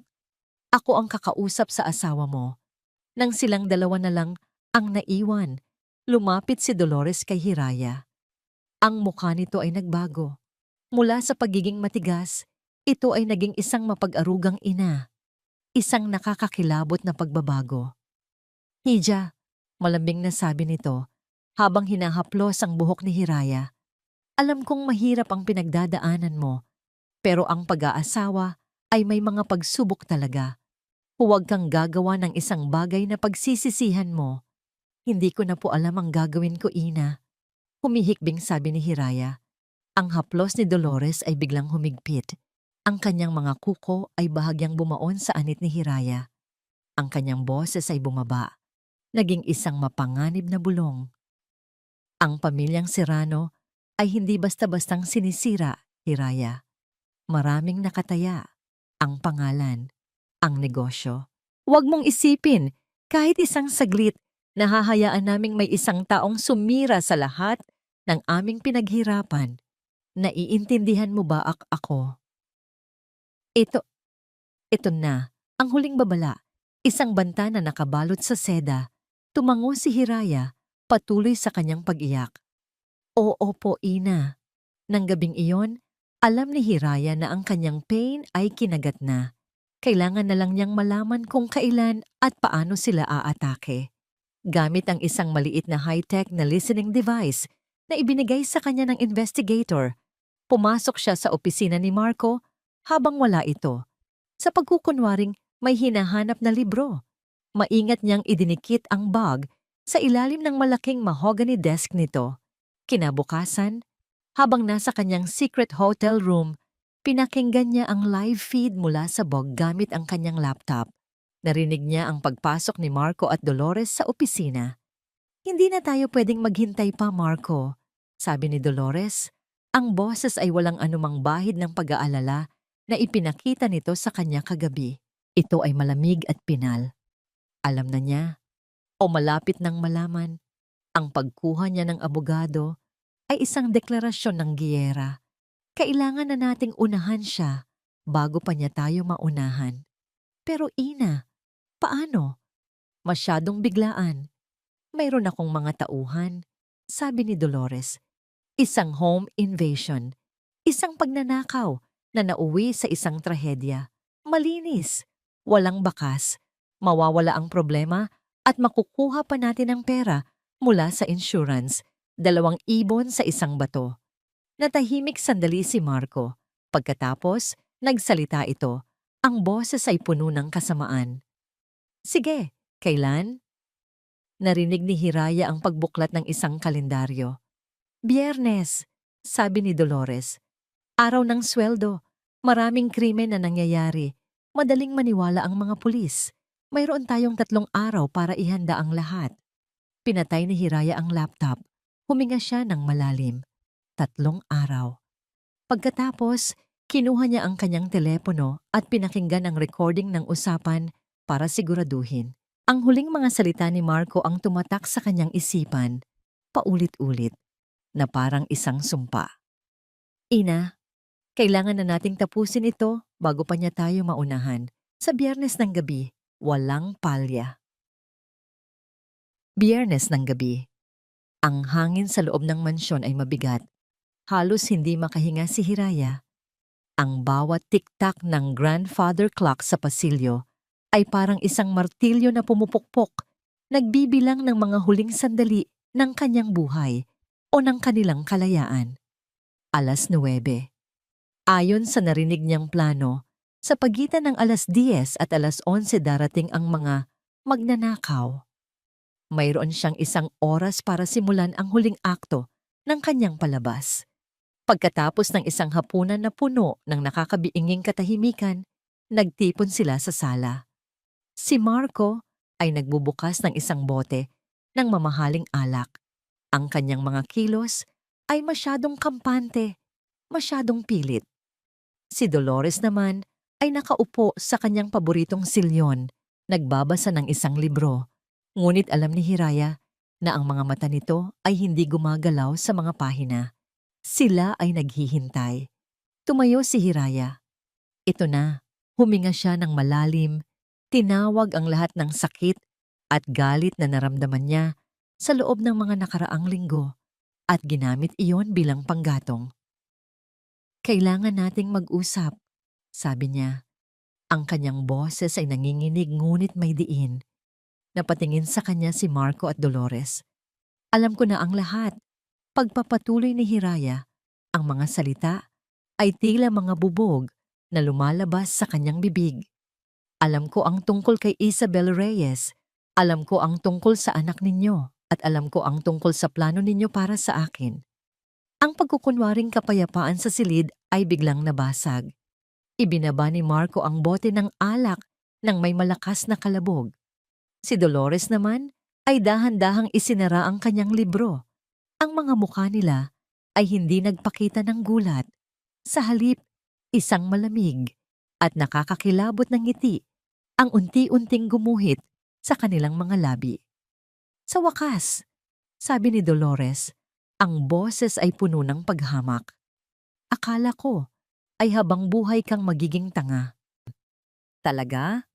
Mayabang na sabi ni Marco, lumapit kay Hiraya. At ano ang gagawin mo ngayon?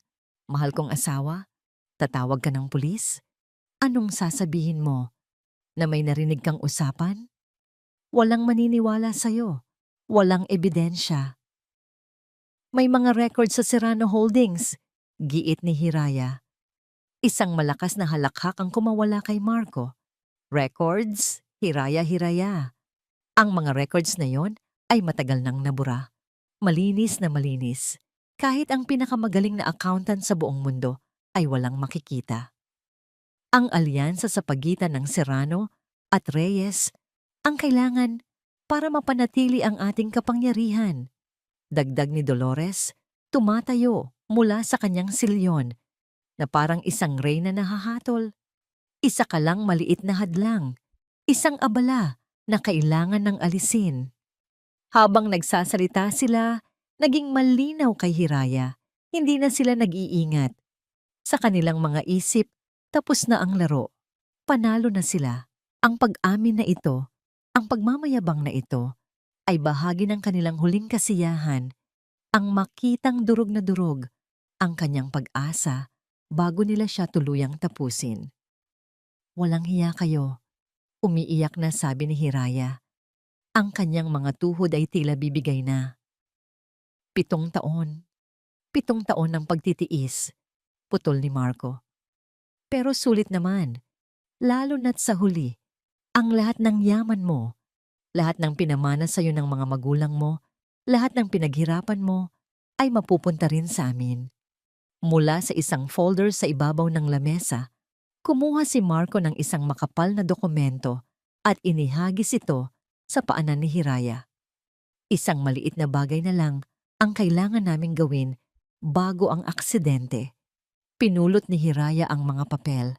Isang deed of assignment, isang kasulatan na nagsasalin ng lahat ng kanyang personal na ari-arian, mga bank account at investment sa pangalan ni Marco. Ano to? Halos pabulong niyang tanong. Isang pag-iingat, sabi ni Dolores. Kung sakaling may mangyaring masama sa iyo ngayong gabi, mas madali para sa amin ang lahat kung nakapirma ka na dyan. Isipin mo na lang, Hiraya. Ito ang huli mong magagawa. para sa pamilyang ito. Hindi, hindi ko pipirmahan to, sabi ni Hiraya. Yumayakap sa mga dokumento na para bang iyon ang huling bagay na pag-aari niya sa mundo. Lumapit si Marco. Ang kanyang mukha ay nawalan na ng lahat ng bahid ng pagmamahal na minsan niyang nakita rito. Ang natira na lang ay purong kasamaan. Hinawakan niya ng mahigpit ang panga ni Hiraya at itinaas ang mukha nito para magkatinginan sila. Makinig ka, mariin niyang sabi. Ang bawat salita ay isang banta. Dalawa lang ang pagpipilian mo. Pirmahan mo yan, mabubuhay ka pa ng isang oras at baka sakaling maging mabilis ang lahat mamaya. O huwag mong pirmahan at sisimulan ko na ngayon din dito sa harapan mo. Dahan-dahan, pumili ka. Binitiwan siya nito ng marahas. Napaupo si Hiraya sa sahig, humahagulgol. Ang kanyang katawan ay nanginginig sa takot. Isang takot na totoo, ngunit ginagamit niya ngayon bilang kanyang huling sandata. Tumingin siya sa kanilang dalawa. Sa kanilang mga mata, nakita niya ang kasiguraduhan ng kanyang kamatayan. Para sa kanila, tapos na ang lahat. Para sa kanila, siya ay talo na. Dahan-dahan, sa isang kilos ng ganap na pagsuko, gumapang si Hiraya patungo sa coffee table. Kinuha niya ang plumang nakapatong doon. Ang kanyang kamay ay nanginginig ng husto. Halos hindi niya mahawakan ng maayos. Ang mga luha ay patuloy na dumadaloy sa kanyang mga pisngi. Sa ilalim ng mapanuring tingin ng mag-inang Serrano, inilapat niya ang dulo ng pluma sa papel sa espasyong nakalaan para sa kanyang pangalan. Huminto siya sandali, ipinikit ang kanyang mga mata at bumuntong hininga. Isang tunog ng ganap na pagkatalo. At pagkatapos, pumirma siya. Isang nangiti ng tagumpay ang sumilay sa mukha ni Dolores. Lumapit ito at pinagmasdan ang pirma. Napakatalino mo sanang babae, Hiraya. Sayang, sabi nito. Ang boses ay puno ng huwad na panghihinayang. Kinuha ni Marco ang mga dokumento, masaya na sa kanyang nakuha. Dahan-dahang pinunasan ni Hiraya ang kanyang mga luha. Unti-unti siyang tumayo. Ang kanyang mga balikat ay hindi na nakayuko sa pagkatalo. Inayos niya ang kanyang damit. At pagkatapos, itinaas niya ang kanyang ulo. Nang tumingin siya sa kanila, wala na ang takot sa kanyang mga mata. Wala na ang mga luha. Ang pumalit dito ay isang bagay na hindi pa nila kailanman nakita sa kanya. Isang kalmadong tingin, isang tinging malamig pa sa yelo. At sa unang pagkakataon, sa gabing iyon, ngumiti si Hiraya. Isang nangiting hindi umabot sa kanyang mga mata. Isang nangiting nakakakilabot. Tayo na ang magkakaalaman kung sino ang tunay na matalino. Sabi niya, ang kanyang boses ay hindi nabasag, kundi kalmado at puno ng kahulugan. Sa airport, ang salitang airport ay nanatiling nakalutang sa hangin, isang palaisipang hindi maintindihan ni na Marco at Dolores. Ang ngiti sa mukha ni Hiraya, isang nangiting wala ni katiting na takot, ay nagdulot ng kilabot sa kanila, mas matindi pa kaysa sa anumang sigaw o pag-iyak. Sa airport, anong pinagsasasabi mo? Naguguluhang tanong ni Marco. Ang pagkalito ay unti-unting napapalitan ng inis. Tapos na ang laro, Hiraya. Pumirma ka na. Oo, pumirma ako. Kalmadong sagot ni Hiraya. Naglakad siya patungo sa bintanang salamin na tanaw ang malawak at madilim na hardin. Pumirma ako sa isang pirasong papel na wala ng anumang halaga. Kumunot ang noo ni Dolores. Anong ibig mong sabihin? Dahan-dahang lumingon si Hiraya. Ang kanyang mukha ay nasa ilalim ng liwanag ng buwan na tumatagos sa bintana. Ang kanyang mga mata ay nagniningning sa isang malamig na apoy. Ang bahay na ito, sabi niya, ang kanyang boses ay malinaw at matatag habang ikinukumpas ang kanyang kamay sa buong sala na puno ng mga mamahaling muebles at sining. Ang lupang kinatatayuan natin ay hindi na natin pag-aari. Isang nakakabinging katahimikan ang bumalot sa silid. Ang mukha ni Marco ay nagbago mula sa pagiging mayabang tungo sa ganap na pagkabigla. Si Dolores naman ay napahawak sa kanyang dibdib na para bang biglang kinapos ng hininga. Imposible, sabi ni Marco. Ang boses ay naging isang pabulong. Nakasangla? Ibinenta mo? Ibinenta ko. Pagpapatibay ni Hiraya. Nung isang linggo pa, ang lahat ng pera, 100 milyong piso, cash, ay naideposito na. Ligtas na ligtas sa isang lugar na hinding-hindi ninyo maaabot.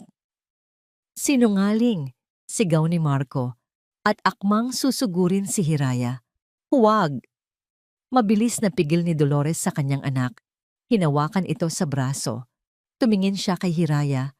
Ang kanyang mga mata ay nanlilisik na parang sa isang ahas. Kung totoo ang sinasabi mo, ano ang punto ng pagpirma mo sa mga dokumentong yon? Simple lang, sabi ni Hiraya. Para bigyan kayo ng pekeng kapanatagan. Para isipin ninyo na panalo na kayo. Para hindi na kayo mag-isip pa. At para dalhin kayo sa huling yugto ng aking plano. Mabilis na nag-isip si Dolores. Ang mga magnanakaw ay darating anumang oras. Ang bahay ay wala na. Ngunit ang pera, ang 100 milyon. Nasaan ang pera, Hiraya? Tanong nito. Ang bawat salita ay may diin. Ito ang pain na hinihintay ni Hiraya. Alam niyang sa kabila ng lahat, ang kasakiman pa rin nila ang mananaig. Ang pera, sabi ni Hiraya, ay nasa isang offshore bank account sa Switzerland. Isang account na nangangailangan ng aking personal at biometric confirmation para mailipat. Hindi ito pwedeng gawin online o sa telepono. At ano ang gusto mong palabasin? Tanong ni Marco. Isang alok, sabi ni Hiraya. Isang huling alok. May isang private jet na naghihintay sa atin sa isang pribadong hangar sa Nai. Doon, sa VIP terminal, may pasilidad ng bangko para sa mga high-profile client. Kukumpirmahin ko ang paglipat ng 100 milyon sa kahit anong account na gusto ninyo. Isang halakhak ang kumawala kay Dolores. At bakit naman namin paniniwalaan na gagawin mo yan? Anong makukuha mo? Ang buhay ko. Simpleng sagot ni Hiraya. Pagkatapos ng transfer, sasakay kayo sa jet at malaya na kayong makaalis ng bansa. Ako naman, hahayaan ninyo ng mabuhay. Isang kasunduan, pera para sa buhay. Dahil kung hindi, kung may mangyari sa akin ngayong gabi, ang perang iyon ay mananatili sa Switzerland magpakailanman. Walang makikinabang. Nagkatinginan ang mag-ina. Ang kanilang mga utak ay mabilis na tumatakbo. Ang plano ng home invasion ay delikado. Ito ay mas malinis, mas sigurado, at ang premyo ay mas malaki pa sa inaasahan nila. Ang kasakiman ang nagtulak sa kanila sa isang desisyon. Sige, sabi ni Dolores, pupunta tayo sa airport. Ang biyahe papuntang paliparan ay ang pinakatahimik at pinakakapanapanabik na biyahe sa buhay ni Hiraya. Si Marco ang nagmamaneho. Ang mga kamay ay mahigpit na nakakapit sa manibela. Ang mga mata ay nakatutok sa daan, ngunit ang isip ay malinaw na nasa pera. Si Dolores ay nasa likod, tahimik na nakatingin sa labas ng bintana. Ngunit ramdam ni Hiraya ang matalas nitong mga matang sumusulyap sa kanya paminsan-minsan sa rearview mirror. Iniisip pa rin nila na sila ang may kontrol. Iniisip pa rin nila na pagkatapos ng lahat ng ito, sila pa rin ang mananalo. Narating nila ang isang pribadong hangar, malayo sa commercial terminals. Isang gwardiya ang nagbukas ng gate para sa kanila. Gaya ng sinabi ni Hiraya, ang lugar ay para sa mga mayayaman at makapangyarihan. Sa loob ng marangyang VIP lounge, sila lang ang tao. Umorder si Hiraya ng isang tasa ng itim na kape. Umupo siya ng may kapanatagan. Dahan-dahang humihigop na para bang isa lamang itong ordinaryong gabi. Si Marco, sa kabilang banda, ay hindi mapakali. Palakad-lakad ito. Tinitingnan ng kanyang mamahaling relo bawat minuto. Ano pa bang hinihintay natin? Nasaan ang tagabangko? Maghintay ka, Marco. Lahat ay nakaayos na. Kalmadong sabi ni Hiraya. Pagkaraan ng 10 minuto, na para bang isang oras para kay Marco, nag-vibrate ang telepono ni Hiraya. Ang hudyat. Dahan-dahan niyang ibinaba ang kanyang tasa ng kape. Isang huling higop, isang huling sandali ng kapayapaan bago ang bagyo. Tumayo siya. Oras na, sabi niya. Ang kanyang boses ay walang emosyon. Sundan niyo ako. Sinundan siya ng mag-ina palabas ng lounge patungo sa isang pinto na direkta sa tarmac. Doon, sa ilalim ng mga ilaw ng runway, isang makintab na private jet ang naghihintay. Ang mga ilaw nito ay kumikislap sa dilim ng gabi. Ang pangarap nilang pagtakas, abot kamay na. Nagsimula silang maglakad patungo sa hagdan ng eroplano. Ang hangin ay amoy jet fuel at tagumpay para sa kanila. Nasaan ang mga piloto? Tanong ni Dolores, nagmamasid sa paligid. Paparating na sila, sagot ni Hiraya. Habang papalapit sila, bumukas ang pinto ng eroplano. Ngunit hindi isang piloto na may ngiti ang lumabas. Hindi rin isang flight attendant na may dalang champagne. Mula sa dilim sa paligid ng eroplano, mga anino ang nagsimulang gumalaw. Marami. Mabilis. Mga lalaking nakasuot ng itim na tactical gear. Ang mga mukha ay natatatakpan ng balaklava. Ang sinag ng buwan ay tumama sa isang bagay na metal na hawak nila. Hindi mikropono ng piloto, kundi ang dulo ng mga high-powered na ripple. Lahat ay nakatutok ng diretso sa kanila. Ang oras ay tila bumagal. Ang malamig na dulo ng mga baril na nakatutok sa kanila ay sumalamin sa mga ilaw ng tarmac. Si Marco ay natigilan. Ang kanyang mukha ay nagpapakita ng ganap na pagkalito at takot. Ang kanyang bibig ay bahagyang nakabukas, ngunit walang salitang lumalabas. Si Dolores, sa kabilang banda, ay mabilis na nakabawi. Ang takot sa kanyang mga mata ay napalitan ng purong galit. Tumingin siya kay Hiraya. Ang mukha ay puno ng pagkamuhi. Ano ang ibig niya sabihin nito? Anong kalokohan to, Hiraya? Bago pa man makasagot si Hiraya, isang boses ang umalingaw sa buong hangar, pinalakas ng isang megaphone. Marco Serrano and Dolores Serrano, you are under arrest. Huwag gumalaw at ibaba ang anumang hawak ninyo. Mula sa likod ng hanay ng mga armadong pulis, lumabas ang isang lalaki. Si Attorney Ledesma na may kasamang isang mataas na opisyal ng pulisya. Ngunit hindi lang sila ang naroon. Biglang sumabog ang liwanag. Sunod-sunod na flash ng mga kamera ang sumilaw sa kanilang mga mata. Mula sa likod ng mga police van, lumabas ang isang hukbo ng mga mamamahayag at news reporters. Ang kanilang mga kamera ay nakatutok sa eksenang nabubuo. Ang huling bitag ni Hiraya, hindi lang niya sila ipapakulong. Sisirain niya sila sa mata ng buong mundo. Ano to? Bakit? Wala kaming ginagawang masama. Sigaw ni Marco. Sa wakas ay nakahanap ng boses, ngunit ito'y basag at puno ng pagkataranta. Lumapit si Hiraya sa kanila. Ang kanyang bawat hakbang ay kalmado at may bigat. Wala na ang takot. Wala na ang panginginig. Ang tanging naroon ay ang kapayapaan ng isang hustisyang matagal nang ipinagkait. Wala. Ulit ni Hiraya. Isang mapait na tawa ang kumawala sa kanyang lalamunan. Marco, sabihin mo yan sa harap ng mga ebidensyang ito. Iwinagayway ni Attorney Ledesma ang isang makapal na folder. Marco Serrano, inaaresto ka sa kasong qualified theft at malversation of corporate funds ng Serrano Holdings. At Dolores Serrano, pagpapatuloy ng abogada, ang tingin ay matalim na nakatutok sa matanda. Inaaresto ka sa kasong conspiracy to commit murder kasama ang iyong anak. Mga kasinungalingan, gawa-gawa niyo lang yan, sigaw ni Dolores. Wala kayong patunay. Wala? Tanong ni Hiraya. Mula sa kanyang bulsa, Kinuha niya ang kanyang burner phone. Pinindot niya ang play. Sa katahimikan ng gabi, sa gitna ng mga pulis at media, umalingaw-ngaw ang isang boses, ang boses ni Dolores mula sa recording na ginawa ni Hiraya.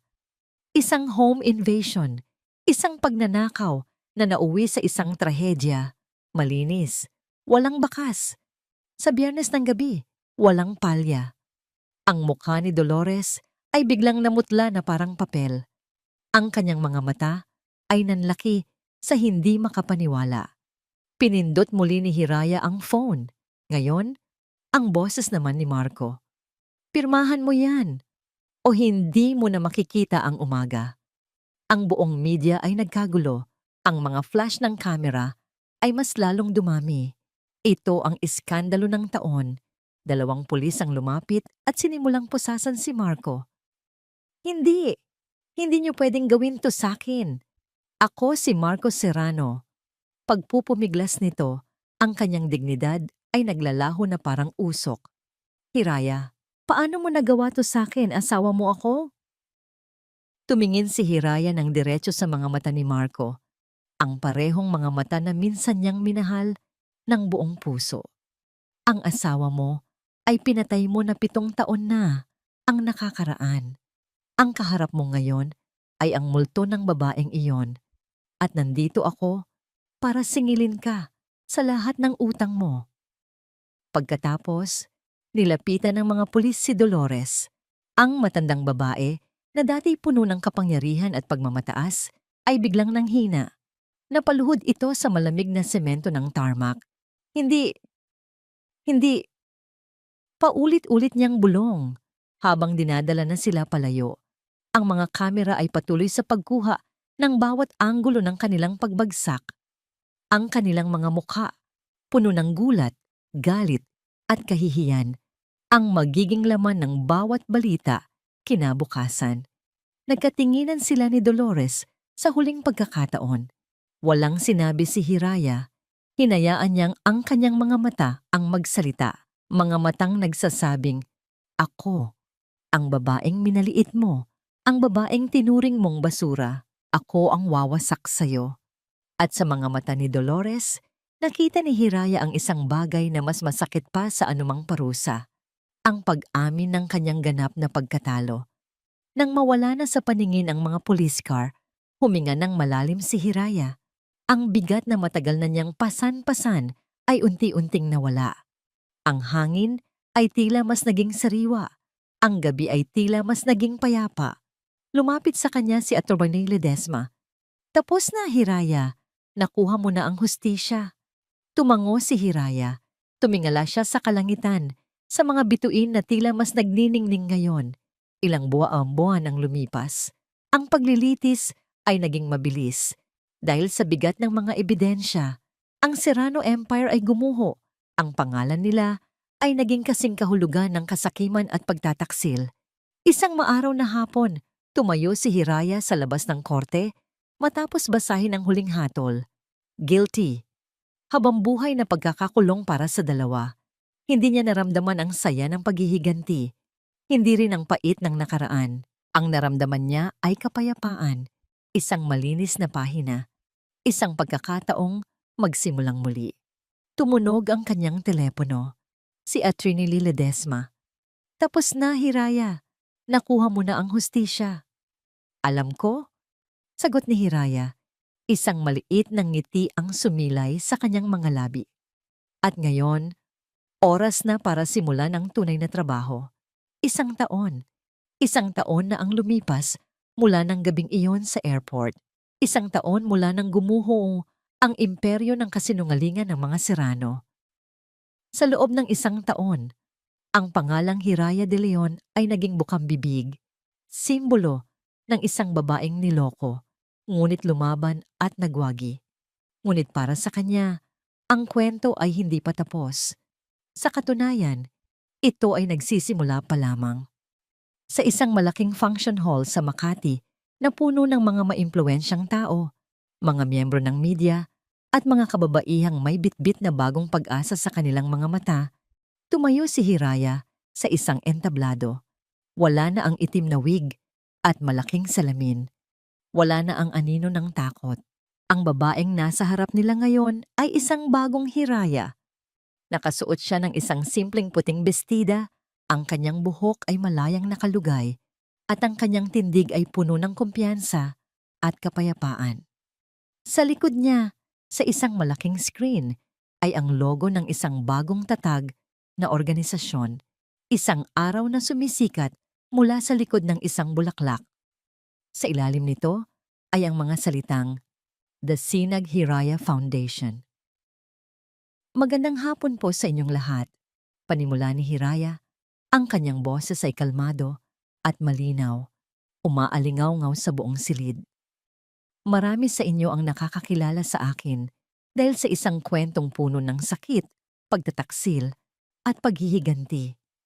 Isang kwentong natapos sa pagkakakulong ng mga taong minsan kong minahal.